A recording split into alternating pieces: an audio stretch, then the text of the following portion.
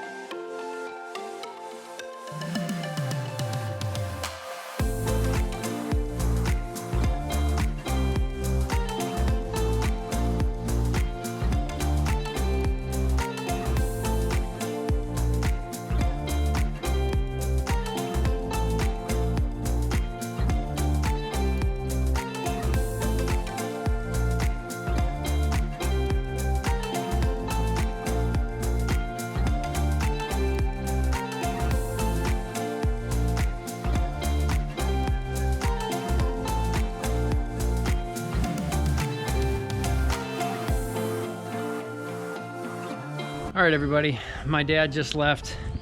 It looks like we got nothing done. And in fact, when you stand down here, it's really depressing that it looks like nothing got done. Like you can't see anything at all. But we got all of the zip tape on, which not exactly thrilled that we use zip tape. And that's just to keep those joists 100% protected for like their life. That way, in between all of the gaps, as water goes down in there, which under a covered porch, there's probably not gonna be a ton of water that always leaks down in between those cracks. But in between each crack of each floorboard, that's usually where the joists rust out. So water gets down in there, leaks all the way down on each side, it stains it. Kind of like what, if you would imagine what that stain right there kind of looks like, goes all the way down there. And that's usually where your joist rusts out first. And usually it's the joists that go bad before some of the decking, because the decking can dry out and stuff. But it's down there where it usually doesn't do too well over time. So we got 5 boards on. No, this stuff does not match the front door, so Aaron's not exactly thrilled, but we'll probably end up staining this again. So what this is it's ground contact treated lumber, but then they put a cedar stain to it. So obviously it's better for at least right now to put that up there. It sort of kind of matches. I mean, they're both browns as opposed to like real light tans or something. So we'll stain it to try and get a color to match this, and that's what she wants. Like I said, it's good for right now. It gives it a stain already. It's all the way through the board. So even if we cut off these end pieces over here, you can see the color is all the way through. So they really stain the crap out of this, as opposed to us. When we start staining it from here on out, it's only going to get really on the top and kind of leak down the sides. And I don't know how well it will actually penetrate down in, because Aaron's dad, I think he stains his deck every single year, or maybe every other year they completely stain it. So we had to go with this, unfortunately. If you guys are wondering, two things. One, why did we go with lumber?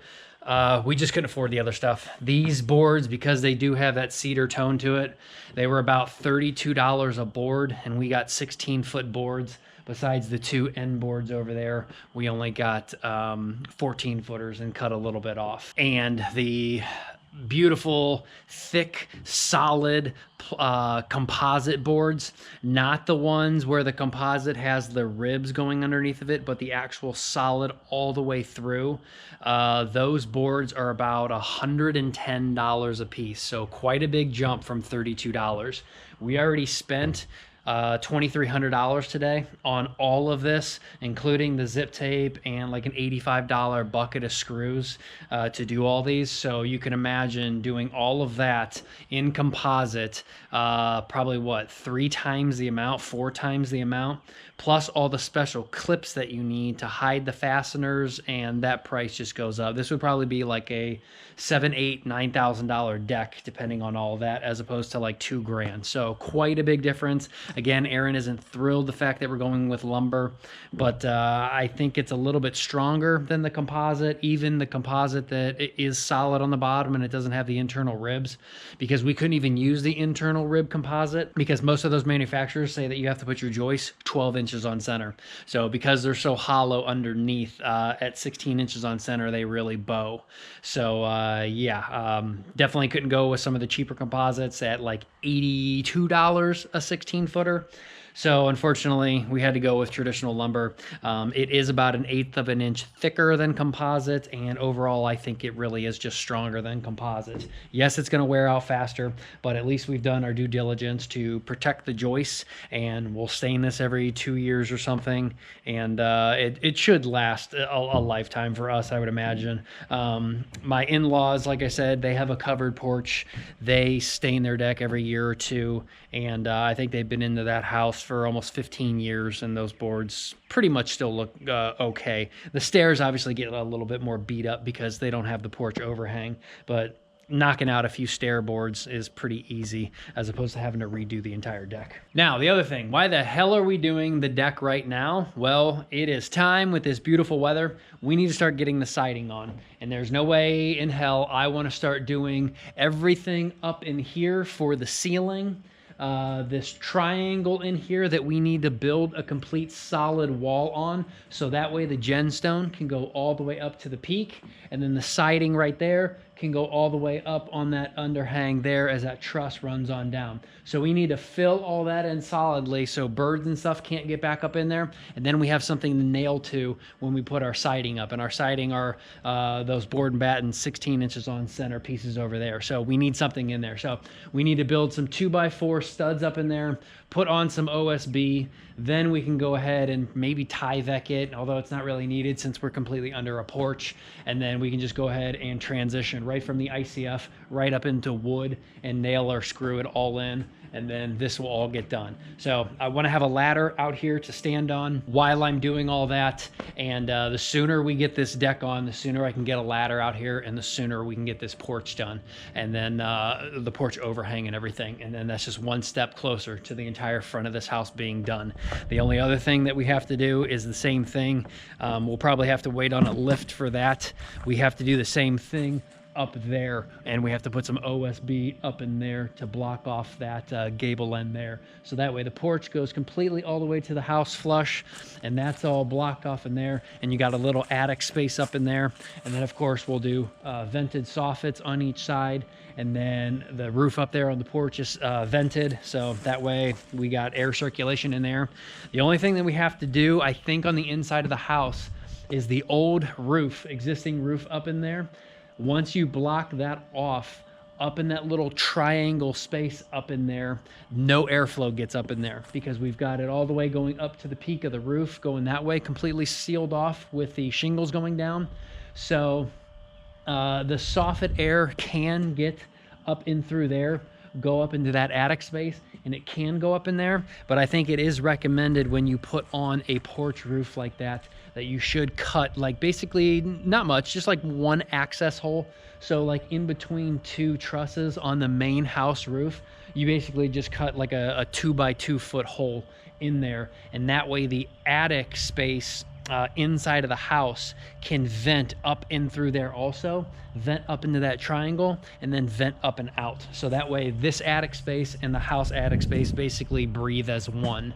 At least that's the way I've seen it done. If anyone else thinks that's a no-no, leave the house vented the way it is, and then just rely on these outside soffits there and there to bring the air up and cool off that triangle up in there and take it up and out. So let me know what you guys think about that before I actually go cutting holes in the existing house roof. And then once the county comes back out and actually approves me to put on my decking, which I am a little overzealous putting this decking on right now, but really it's fine. I think the county only wants to inspect your joist hangers and stuff like that. There's clearly plenty of room for them to go underneath of there and check all the joist hangers, even if I completely finish out the decking. But I'll call tomorrow and make an appointment, and usually they come out within a day or two, so they can come out here and approve the deck. And then the last two things that we have to do, we've got to get our angled stringers on here. So again, this house front porch is going to taper out, so about 12 feet down here, and it's going to taper up to 8 foot up there.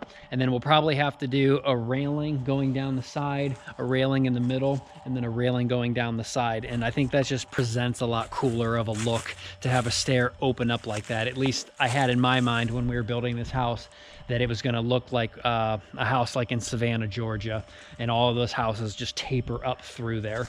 So that's the game plan. So 2 more stringers on here, then we'll have to obviously put the treads down, and then once the county approves that the decking and everything is reinforced correctly, then we'll go ahead and talk about how we're basically going to hide everything under this porch. And no, Aaron does not want to put lattice there to hide that, so we're going to have to maybe put some horizontal pieces going through there, maybe like a lap siding. We may have to do some studs going down there to hold that, because those are about a 9 or 10 foot span in between those two 6x6s there.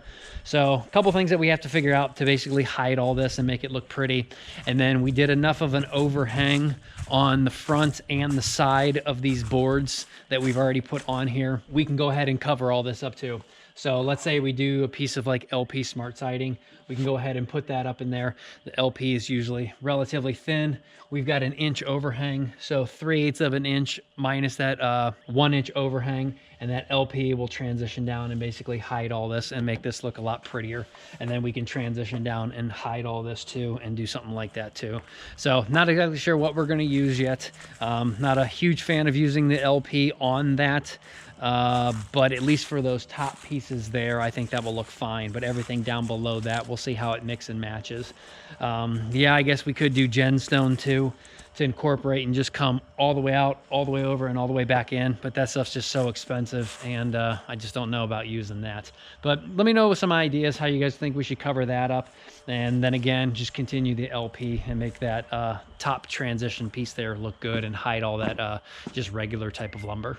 Okay, so that is it for today. So we are going along. We're entering into springtime, so we can finally get the front of this house looking completely done. And then once we get that lift out here too, probably at the exact same time, we need to finish the painting up on those fascias up in there, all the way up and down and over there too. So that way we can go ahead and put our gutters on, and that is like #1 priority. So we'll see which one comes first, either the siding the front of the house, or we hit good days that we can actually get this all painted and it will actually cure properly before we hit like a freezing cold night, or if we hit a bad rainstorm or something.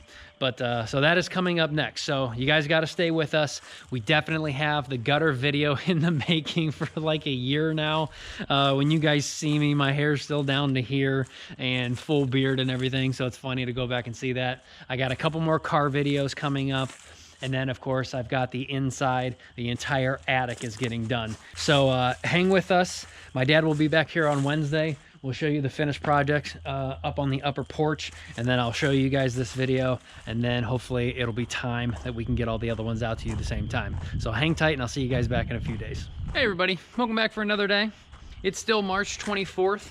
The spray foam guys just left on the inside of the house. I was trying to get this video on the deck out to you guys, but unfortunately, yesterday on Wednesday, my dad was not able to make it out.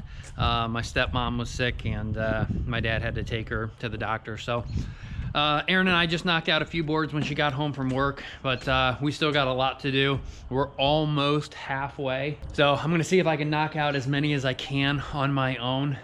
It is pretty difficult to manipulate a board by yourself, especially when not all of them are straight. So I got this kind of 2x6 laying down here that I put my hammer in. That way I can kind of manipulate and push and pull with it screwed down to the joists. But we're almost halfway, so hopefully I'll be able to knock out a few. And then when Erin gets home, we can knock out a few more. But reviewing the footage there a minute ago, sorry about the GoPro. Keep doing those lines. I don't know what the hell are wrong with these things. There's always something wrong with the GoPros. I am 99.99% sure GoPro in their firmware is doing what Apple was doing on older cell phones and killing the battery and slowing down the service to force you to upgrade. And of course, this is a GoPro 7 Black, and now they're up to the 10, and they want you to pay $200 a year or something for a subscription, so that way you don't have to pay $200 more for the phone, or the camera, but either way you're paying $600 for it. But I guarantee they're trying to kill firmware and everything else on the older ones. So I'm gonna make this thing go as long as possible, and then I'll probably eventually upgrade to something that actually works, because this stuff is just ridiculous. So I'm gonna set you guys up here, see how many boards I can knock out for myself, and hopefully it all goes okay.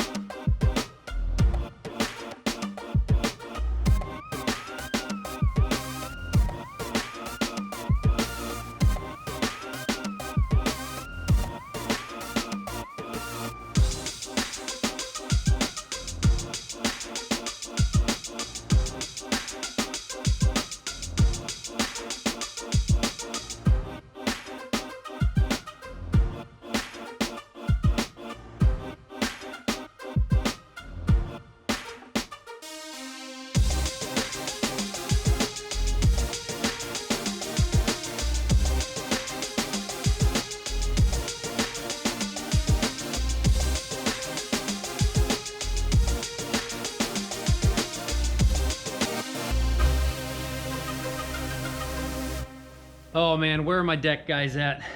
This sucks. Every board is different. They're crooked, they're bent, they're cupped, they're bowed. Some are way wider than others. So of course, when you stagger a joint, you got a tight end on one side and then it opens up in another. And I actually had to remove one because it was over 1/4 of an inch wider than any of the other boards. And then I tried to use it again, but the screw holes didn't line up. So long board there, just thrown away in junk.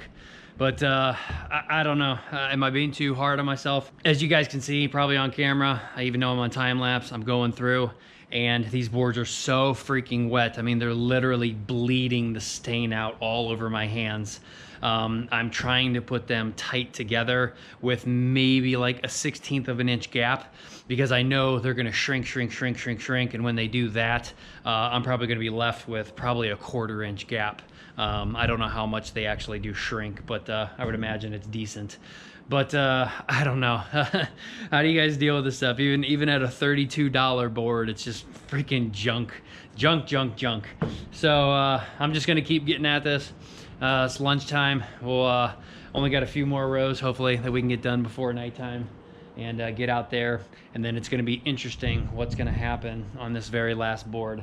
I probably should have went outside first and then came in, because if I end up cutting a board and having to rip cut it, you're gonna see an exposed edge somehow, which, because all these boards obviously are rounded, that yeah, if they're rounded over, and yes, I know, I should have started out here first and then went in, but I didn't also want the last board there that would have to tuck under the gemstone. What if it was like a 1-inch piece of board? That would be impossible to screw. So fingers crossed, something that happens out here. We'll just have to play it by ear and see what it looks like. Or we'll have to do something else when it actually comes time to putting on that front kind of fascia board up on here. Maybe we might have to even put another ply on the outside of there that won't be structural, but it's a ply that will give us another 1.5 inch kick out if we need it. Just have to play it by ear. But yeah, I'm gonna get some lunch, be back at this, and then hopefully we'll wrap it up for the end of the day. Well, everybody, that's a wrap on another day and another video, I think. I'm gonna have to plan out a few things here. Of course, the inevitable. We are definitely too short on that last outside beam. We're 1 ply shy. So we're either gonna have to hopefully get one of these boards in maybe a 2x8, I think. I think we're 8 inches from the edge there. So actually we might have to get a 2x10, rip cut it down, and then get our router, and we'll have to get the same type of rounded edge on the top and bottom, and then just stain it hopefully the same color, and it takes the stain the same way, since we'll probably have to get a 2x10 in a regular lumber, as opposed to this that's already been stained. So the regular ground contact will probably stain differently than what's on top of this. So hopefully that's not the case, or else you're gonna see this first board all the way down there is gonna be a completely different color, unless they do make a 2x10, but I highly doubt they make a 2x10, or oh, actually these are 1x, so we need a 1x10 so that we can fit it in here. And we really only need it from the stair right there over, and the stair right there and over, because when we start trekking out here and making our transition on top of that first step, that's probably also gonna have to be a custom size, because I've got 19 inches, I know, from this second board right here over to the end of that step on that stringer. And if I want a 1-inch overhang, it's 19 inches. So I don't know, I gotta do the math to figure all that out, but we'll get it done. I'm gonna get out of the storm, get out of the rain that's coming, and we'll figure that last piece out there in a video. We'll do the last 2 stringers in a video, and then we'll probably end up using this exact same stuff to go for the stairs. Hopefully they're solid enough feeling, because they are a lot thinner than the 2x8s or 2x10s that are there right now. And those stringers are 2 foot on center. So that might be a little bit bouncy if we go down to a 1x with a 2 foot center on center right there. So who knows? We'll have to figure it out and play with it later. But hope you guys enjoyed it, because I sure do. This is awesome, standing up here finally. It feels nice and solid under my feet. There's a little bit of bounce to it, but overall feels pretty darn good. But it'll be nice to put some seats out here, hang some stuff up here like some hammocks or little swaying chairs and stuff. And this is a nice freaking deck. This looks so much bigger when you're actually up here. So again, hope you guys enjoyed this one, because I did. I will see you guys next time. Hit the like button, turn the bell on so you guys can get notified of future videos, and hit us up on NeckofTheWoods 2020 on Instagram if you need to personal message us or anything like that. Till next time, take care.